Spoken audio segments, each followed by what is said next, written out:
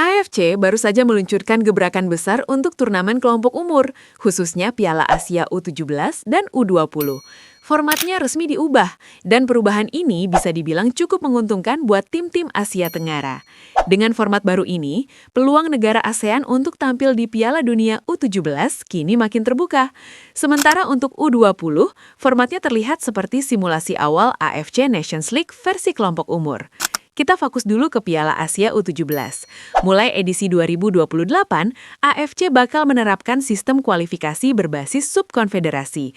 Artinya, kualifikasi nggak lagi dicampur antar wilayah, tapi masing-masing zona bakal punya jalurnya sendiri.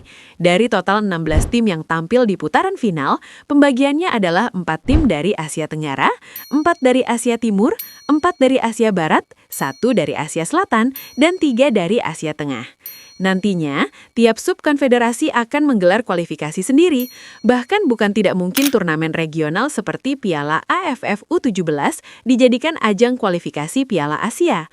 Misalnya, 4 tim yang berhasil lolos ke semifinal AFF U17 otomatis mengamankan tiket ke Piala Asia U17. Dengan format seperti ini, peluang negara-negara ASEAN jelas jadi lebih besar. Jatah 4 slot khusus Asia Tenggara membuat persaingan lebih realistis dan gak seberat saat harus bersaing langsung dengan tim-tim raksasa Asia sejak babak awal.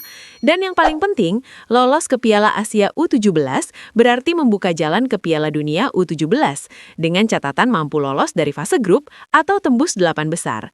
Nah, itu buat Piala Asia U17.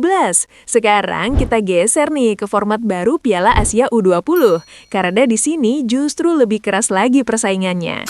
Jadi, AFC bakal pakai sistem promosi dan degradasi. Iya, mirip liga. Nantinya ada 2 kasta. Kasta atas namanya Qualification Phase, isinya 32 tim. Di bawahnya ada Development Phase yang diisi 14 tim. Di Qualification Phase, 32 tim ini bakal dibagi jadi 8 grup. Masing-masing grup berisi 4 tim. Dari sini, juara grup dan runner-up terbaik bakal lolos ke putaran final Piala Asia U20 yang totalnya 16 tim, ditambah 1 slot tuan rumah. Tapi yang bikin ngeri, tim yang finish paling bawah di tiap grup langsung terdegradasi ke Development Phase. Nah, di Development Phase sendiri ada 14 tim yang dibagi ke 3 grup dengan komposisi 5 dan 4 tim per grup. Dari fase ini, 8 tim terbaik bakal promosi ke Qualification Phase di edisi berikutnya. Artinya, dengan naik ke fase kualifikasi, mereka berpeluang tampil di Piala Asia U20. Dengan format kayak gini, otomatis nih, semua negara dipaksa buat konsisten. Sekali aja tampil jelek di satu edisi, resikonya bukan cuma gagal lolos, tapi bisa turun kasta. Kalau udah masuk Development Phase, itu berarti mereka tidak akan bisa tampil di Piala Asia U20 edisi selanjutnya. Terus soal pembagian awal, negara mana masuk Qualification Phase dan mana yang harus mulai dari Development Phase itu ditentukan dari prestasi mereka di edisi-edisi Piala Asia U20 sebelumnya.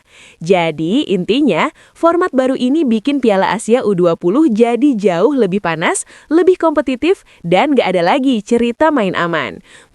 Jadi gimana menurut kalian?